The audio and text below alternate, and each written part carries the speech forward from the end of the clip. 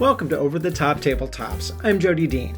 Now, tabletops are my canvas and tableware is my palette. So I like to consider myself a tabletop artist, and you can be too. So I'm often asked how I come up with the ideas for tablescapes and just how I pull it all together. This video, Tabletop 101, an essential guide to basics, we're going to cover the 5 I's of tablescape: inspiration, inventory, intention, invention, and implementation. Join me now.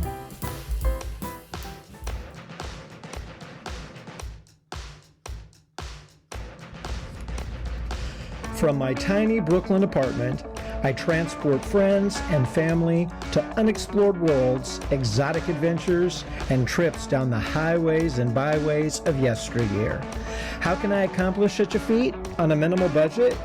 Through the magic of an over-the-top tabletop.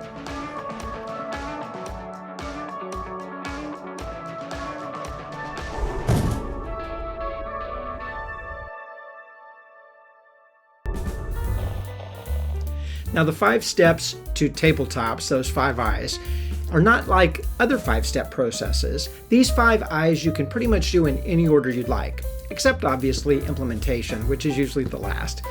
Most often, I start with inspiration, maybe a film, a book, a holiday. Sometimes I just come across something in a closet or a cabinet that's screaming to be used for a tablescape. Now, that's starting with your inventory. Other times I see an amazing idea. I love to scroll Pinterest, online. Occasionally I just get some brainstorm that I just can't resist making a reality. That's starting with the invention. Perhaps I'm having other people over for a special reason. Maybe it's an event, a birthday, an occasion, an announcement. That is starting or could be considered the intent. No matter which of those I phases that you begin with, eventually you'll want to walk through the other 4, with implementation being the last. With that understood, let's unpack these one at a time in no particular order. As I said, typically I really like to start with inspiration. With almost every tablescape, I start with this step because it gets me driven and sparked. I really enjoy being inspired and then pulling everything together from there. But perhaps you're sparked by the inventory or the invention or the intent, but you'll quickly move into that inspiration phase. And then you can literally do anything you want. But you got to get through that inspiration phase. Some days I find 50 inspirations that day alone. Maybe it's a book, a movie, a poem, a song, a celebrity, a place, a season, a show, a friend or a family member, photography, scenery, sports, activities, you name it. Maybe sometimes it's just a color palette or a certain flower that I really like that would make a gorgeous centerpiece, and then I build the table around that color palette or that type of flower. As Ferris Bueller says, life moves pretty fast. You don't stop and look around once in a while, you could miss it. Look for inspiration everywhere and in everything. Find what sparks you and then go and get it. My guideline is every table tells a story. So keep your eyes open, and whatever inspires you, visualize it and then bring it to life. The sample table we're going to do today, my inspiration is peacocks. Now, they are one of the most visually stimulating creatures in this whole world. Peacocks have inspired all art forms, from poetry to folklore to patriotism, painting, sculptures, fairy tales, songs, and even film. Not to mention the nearly 70-year-old logo of one of the biggest 3 networks and their premier streaming platform. So do this with me. Close your eyes for just a moment and imagine a peacock. What do you think of? For me, I think of color, I think of beauty, I think of elegance, and I think of poise. Now, that is my inspiration, but how do I bring that to life? I've worked in the entertainment industry for 30 years or so it's easy for me to parlay just about anything into showbiz theme. When I design a tabletop, I design it like I would design a stage show.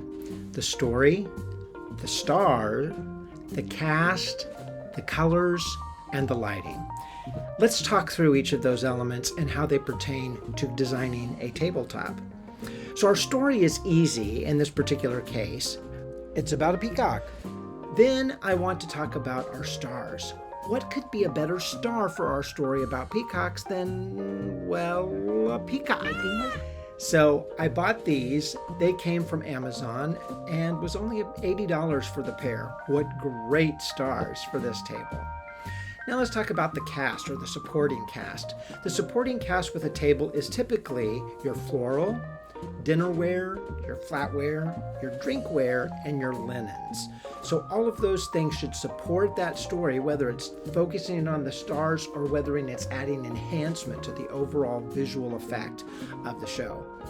Then you want to look at the colors. In stage shows it's very important to dress your cast, and especially your star, in certain shades of the story that you're wanting to tell.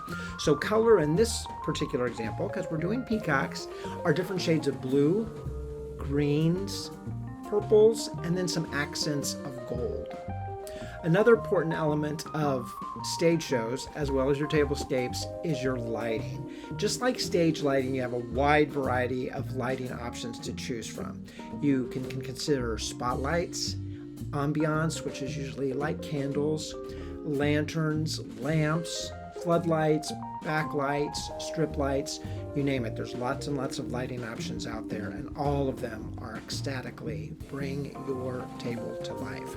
Now, candles are typically considered an ambiance light. I do use candles frequently on tablescapes, and although I adore candles, perhaps because I'm a fire sign, I love getting creative with lighting.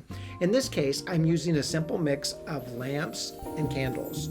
This is also where you consider what the lights surrounding your table should be used and what extent. Now, do you want the ceiling lights on? What about the chandelier?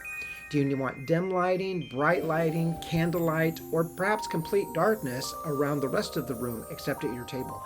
That's really up to you and what story you're trying to tell and how you want to spotlight your star and the supporting cast. Now let's move on to the next I, inventory. Tablescapes can get very expensive. However, my goal is to always get the maximum effect for the minimum amount of money. So just like the philosophy of shopping your cupboards, you want to shop your inventory that you have in your home. Maybe you have a set or two of dishes, and maybe that's all, and that's fine. Get them out, take a look at them. Brainstorm every possible theme or color palette that you could use them for. And then think of if they contrast or accent each other. What could be added to them to bring that needed flair and bring your story to life? Walk through your home, look in the garage, the attic, maybe check out your neighbors. Maybe they're having a garage sale. It's amazing what stuff I found in my house and storage and garage sales that I could upcycle, reuse, or recycle. After you've gathered together the bulk of what you already have for this tablescape, then you can see what is missing. Make a list of the things that you need that will go with and bring your vision to life. If you need help capturing a vision, magazines, online videos, or articles and apps like Pinterest can give you some great visions.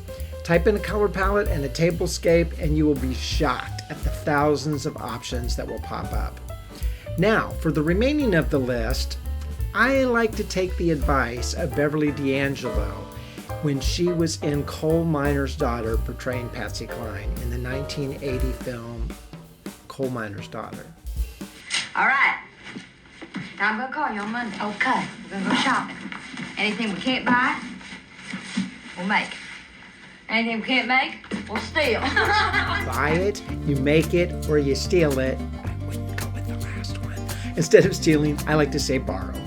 You can get some great things that is loaned to you, and that's a great way. It's much, much, much better than stealing. But if you buy it, you don't have to have lead crystal glasses and fine china to have an attractive table. Consider your theme and review your list. Also think about how formal or informal that you want the dinner or whatever event you're hosting to be. I've seen some of the sharpest dinner parties hosted with treasures that's found in garage sales, online auctions, and dollar stores. Now, for our peacock sample table, here are some elements that I chose. chose a simple blue tablecloth, of course making sure that it's steamed and pressed. So this came out of my inventory. This is a peacock candle holder that I have. As you can see, it definitely has the peacock feathers there. It does have some splashes of color that we're not already using in our table, but that is fine. It's nice sometimes to have that splash of color. Beautiful little piece here. I have 2 of those, and I chose a dark indigo candle for these. You could have used different colors, of course. You could have used green if you really wanted to bring in that eggplant color, or the deep violet. You could have done that here as well. I wanted to keep it pretty monotone to match the tablecloth and to bring out the blue here in the peacock feathers, so I went with the indigo blue on that particular piece. Carrying that over, I also went with votive glass. I thought these were really nice because they had blue sparkle in them, which was beautiful, and it also, again, is monotone, carries along down with the tablecloth color. And then you could pretty much put any candle in here. I happen to have black, so I just dropped black candles in. Then you could put in blue, you could put in purple, you could use white, but I think the darker colors actually looks better because it disappears then into the votive.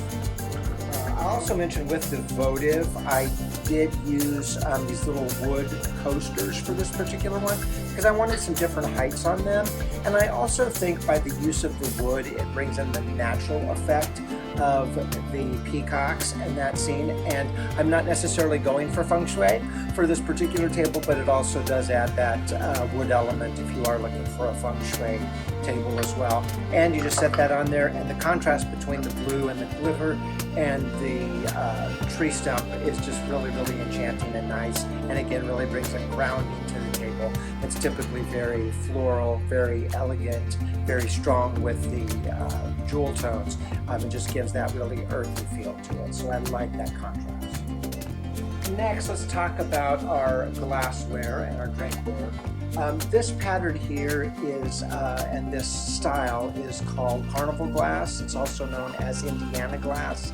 But as you can see, it's a very iridescent kind of black rain look.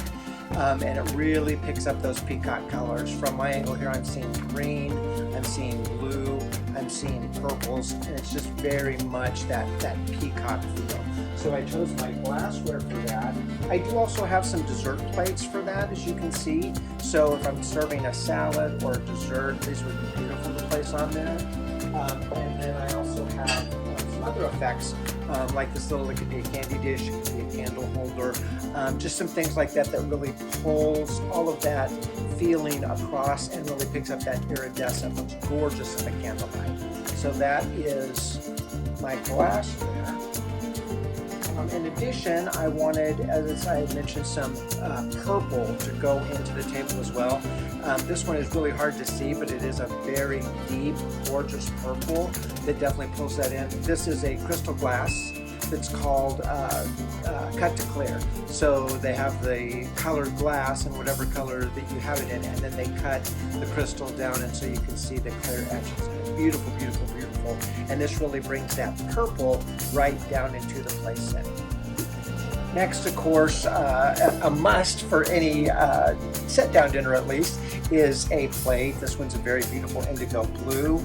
It has some divots in it.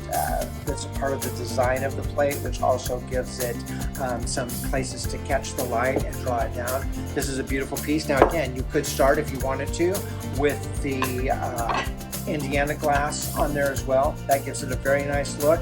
But I just love these plates so much, I'm going to just leave them plain for this particular one, and then at a later course I will serve something on this, which brings a whole new excitement and layer to the table as you do the service.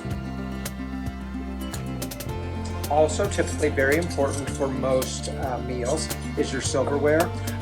This is just some basic blue silverware. It's a nice matted finish, which I love. It's really pretty. Again, it's monotone. It really captures and sets down with the blue, but it's a little lighter color, so it still has that pop and that sheen.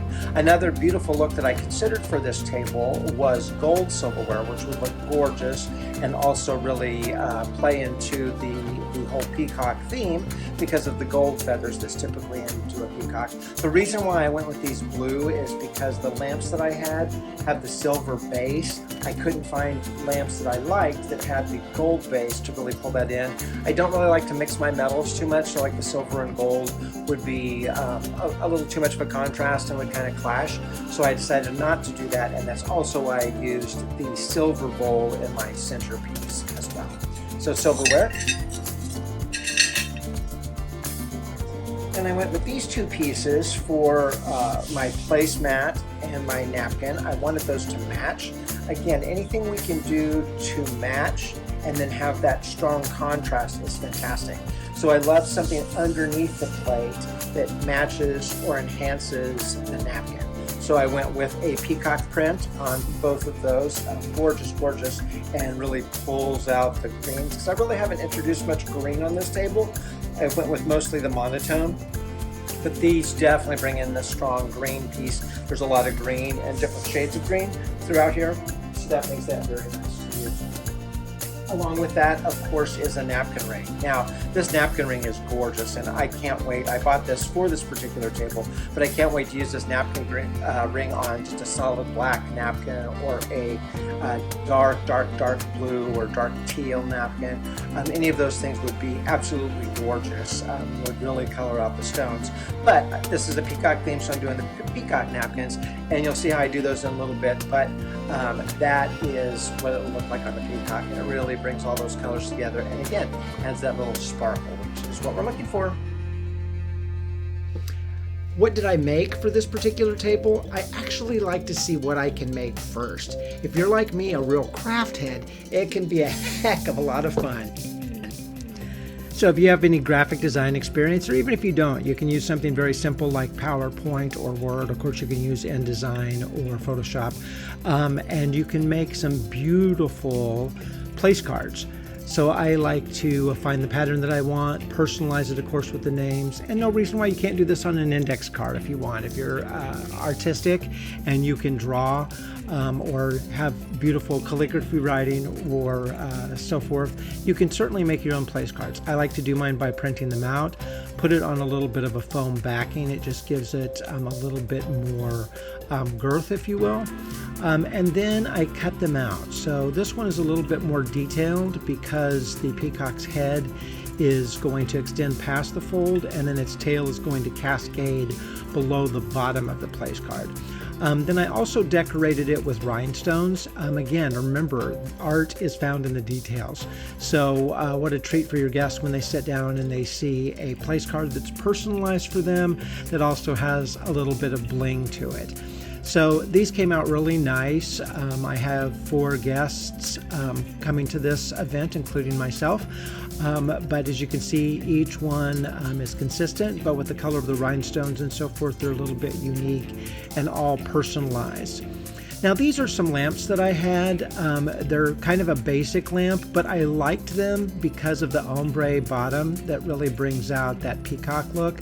However, the white lampshades was not going to work with my color palette, so I simply printed out a peacock pattern and wrapped it around the lampshade. It definitely gives a perfect effect for just a temporary lampshade. Putting the graphic underneath the lampshade is typically preferred, but because of this needing to really pop, I put it on the outside of the lampshade. Now for the centerpiece, I start out with this silver hammered bowl. I added some marbles in royal blue, Kelly green, and aqua to really bring in that peacock colors to the bowl. Then I had this peacock vase that is also iridescent and picks up all of those shades. I'm using these violet colored orchids that has some blue tips on them, which is also beautiful. I added some peacock feathers and blueberries.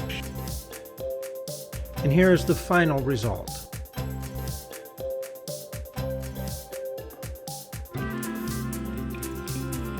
But making things also depends on how much time and money that you have and how much time and money those inventions may take.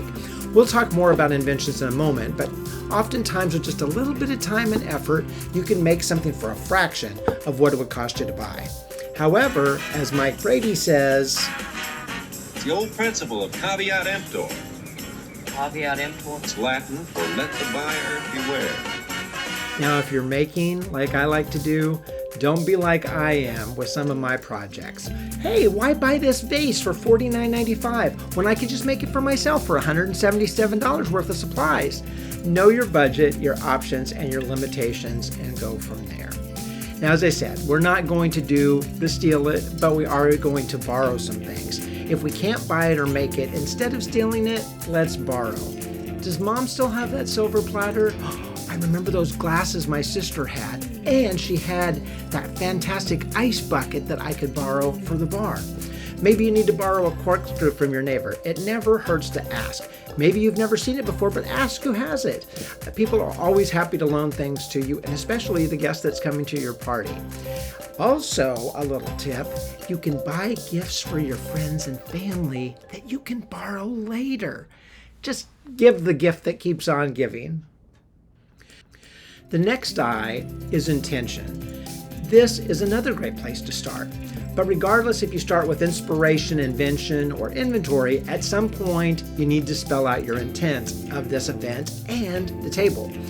Now, this tends to be the purpose of the event. Some may absolutely love this phase and some may hate this phase, but it's all about your intent. Obviously, if it's a birthday party or a holiday party or a retirement party, that's easy to understand the intent. But if you're just having some friends over, what is your intent? What do you want to take away from the evening, and what do you want to give your guests as a gift for them to take away from the evening? That is the intent. Sometimes, and most often, the intent starts with that dirty little 4-letter word. You guessed it, plan. Some of us are planners, and some of us are not. Well, do you plan everything? Always. Yeah, me too. I'm not a planner. I wouldn't say I was a planner. I would say I was a kind of fly by the seat of my pants gal, moment to moment. That's me. Yeah. Mm-hmm. If you are a planner, you'll thrive in this phrase. If you're not a planner and would like a few simple tips, email me at overthetoptabletops@gmail.com and request my complimentary PDF guide. It's absolutely free of charge. I won't sell your email address. Just email me. I'll send it to you. It's a PDF guide and you can enjoy. I also have a complete video about the plan here on my channel called Hosting for Dummies 1.0, The Plan. Now, I talk very little about food or food selection or the courses in my videos. Unless you're wanting to serve some great 1950s housewife casseroles, I'm probably not your guy. Sure, I do cook for some of my dinner parties, but I'll be honest with you, it involves a deep preparation in a transcendental state. With these dramatic arm movements and... I don't want to get into it, and you don't want to see it. Trust me. The last I before we move into the implementation phase is invention. Have fun. The challenge is who is going to have more fun, your guests or you putting it all together. As Walt Disney said, if you can dream it, you can do it, and you can. This can be one of the most fun phases of the project. You must invent the story that you want to tell. The elements, the menu, and the overall presentation of the table and theme.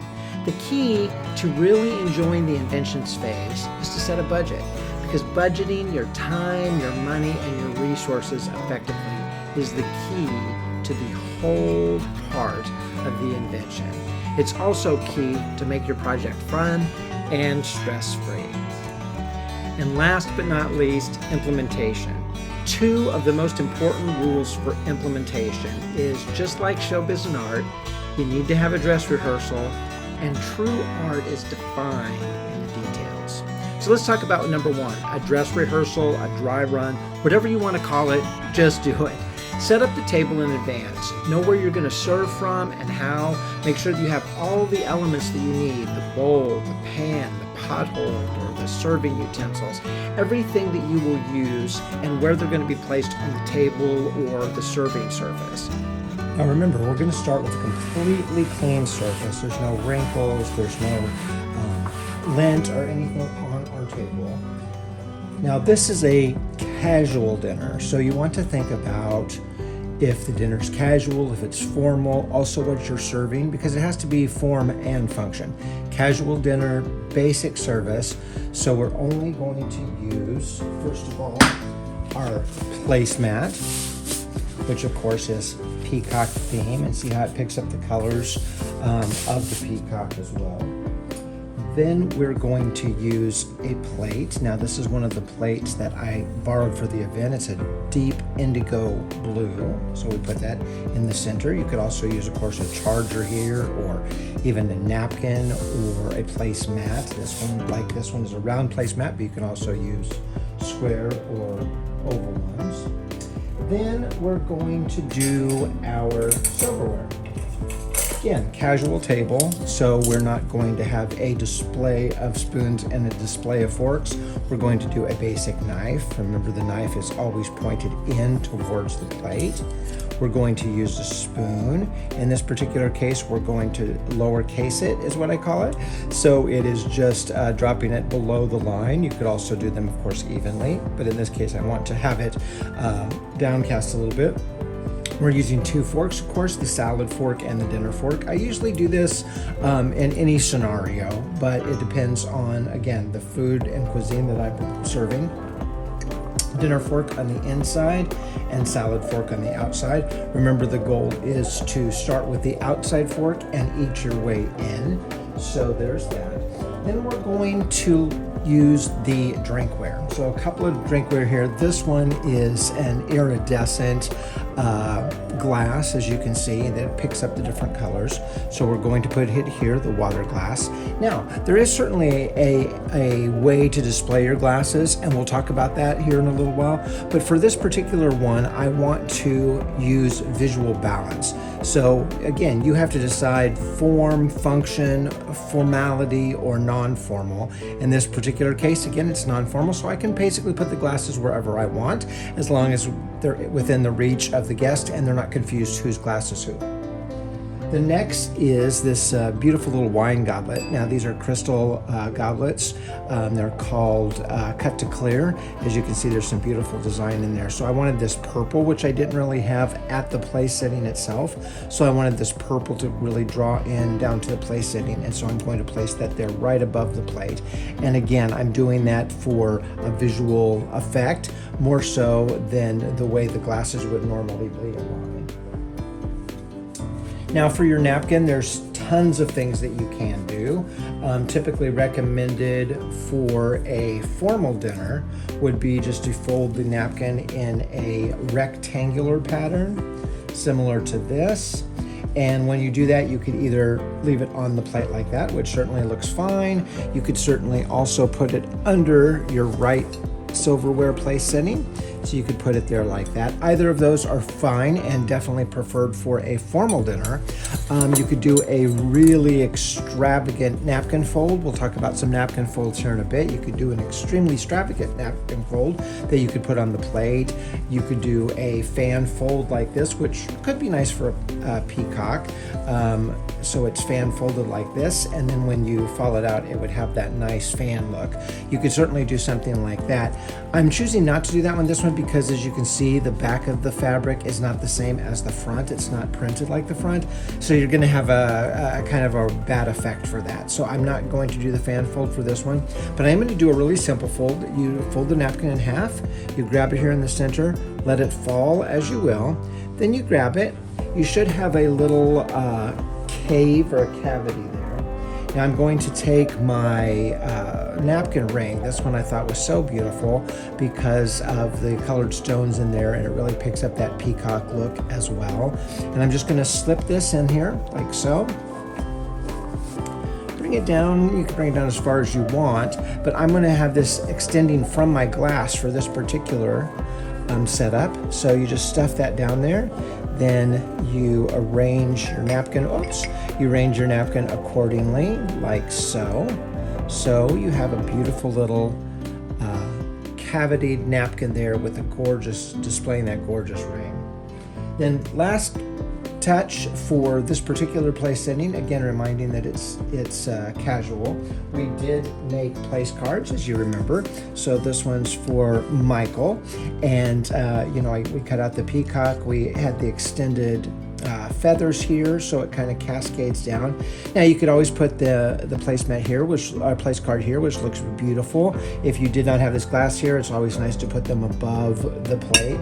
But on this particular one, especially since these plates are beautiful and I'm not putting a napkin or an additional smaller plate on there, I'm going to place this right in the center of the plate. Look how that pops now. You can see the dark blue behind it, of course, which is also picked up on the colors that we used in the place card.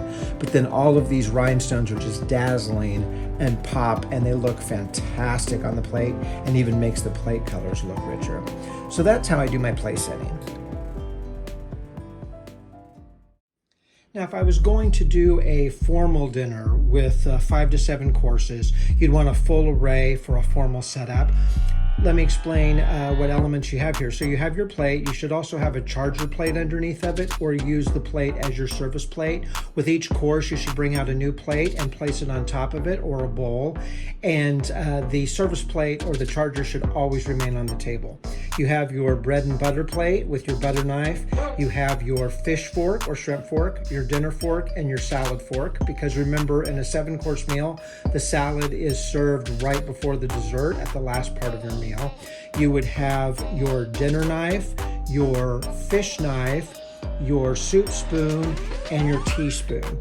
Then up here you would have your dessert spoon and your cake fork. Remember, you're always starting from the outside and working your way in. So that's why this fish knife would line up with your fish fork over here after you've had the soup. Then for your glassware, you would also have your water glass, you'd have your red wine glass, your champagne glass, your white wine glass, and your sherry glass, followed by your tea or coffee mug for that last touch for your dinner after you've had your dessert. Now, a lot of people get nervous when they go to a formal dinner because they're not exactly sure what to do and how to do it. So here's a couple of other forms of etiquette. Obviously, as I said, you want to start with the outside and work your way in. That's really important with the silverware. When you sit down, you should take your napkin immediately. You should take it and fold it into a triangle shape like this, and then place that on your lap, like so, with the point of the napkin pointing down. It should remain on your lap for the entire meal. If you do get up from the table at any point, do not place your napkin back on the table at any place. You'll want to take it and lay it in your chair. When you return to the table, then again, you take it back into that folded triangle and place it back onto your lap. As far as in between the courses and so forth, and if there's serving going on and you want to send a special message to your server, you would, if you had your forks and your knives here, what you would want to do if you're still eating is to simply cross those so they know that you're still eating, and please do not remove the plate. You can also put them in a diagonal position like that. That's perfectly fine. When you're all done at the end of the meal, or you're ready for them to take that course, you should just simply lay your knife and your fork across on the corner like that. That signals that you're done and you're ready for the next course, or you're ready for the meal to wrap up and for them to take your plate. Figure out the lighting and the placement of the lighting. Are the candles going to go here or here? Now, I do want to say candles are beautiful, but it's easy in the rush of things, if you're doing all this last minute, to slide a candle near a flammable object, and well, pyrotechnics are not recommended for a dinner party, so really be careful with that. Candles can easily catch table props, linen, floral, anything that's on your table pretty much on fire. A table lamp cord can also easily trip a guest. This is yet another reason why setting up the table in advance and getting a second opinion, having your roommate or your spouse come in and take a look at it too and see if they're seeing anything that may be dangerous, as well as just the overall part of the looks. A second opinion on the look, the functionality, and the safety of the setup is always a good idea. Remember, safety first, and if it's easier to catch safety hazards if you set it up in advance and look for any and all safety hazards that may come around. You may find that sometimes you'll need extra serving space or seating space. Consider using some other tables or services around your room. Using just a trunk or a picnic table, a folding table, TV trays, coffee table. Maybe it's your fireplace mantle or hearth.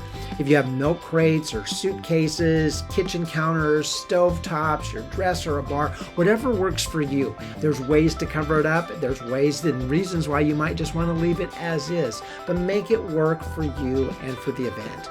I like to call these areas spillover spaces. When you have these areas, carry the theme over into these spaces as well. In many of my videos, I'll give you some examples of that. But always remember, don't put everything on your table. Some things can go from a serving perspective someplace else. Then number 2, the most important implementation rule are details. Just do the basics. Steam and iron your tablecloths and napkins. You may not think that that's important, but it really makes a difference. If you see a table that has the creases and everything in it, it's not going to look as sharp as it does if it's completely clear and clean of lint and steam. Steam those tablecloths and napkins. Polish your silver and your flatware, especially if it's copper or brass. That also makes a difference. Your dishes and glassware, make sure they're sparkling, squeaky clean. If you set up a couple of days in advance, I recommend washing them again on the day of the event. This is also a great time to check for safety. There should not be any obstacles in between the preparation space and the serving space, so who's ever serving does not trip on bringing out those things, or between the serving space and to the table. So if you're having a buffet, your guests go to the serving space, they're headed back to the table. You want to make sure that that path is clear and wide and gives them plenty of room to do so. If you're passing the dishes at the table, make sure you leave room on the table to pass comfortably. Not only a place to set the item, but also if you're reaching over a tall glass or a centerpiece, that's a recipe for a disaster. And that's not the type of recipe that we want for a dinner party. Now also remember your guest dexterity and abilities. They may differ from one from another, and we want everybody to feel comfortable and to feel safe. So often keep this in mind when you're designing that space as well. Now, you have my secret essentials to the basics of creating an over-the-top tabletop. Please use them well. Now, you want to see how our peacock table came together? Your wish is my command.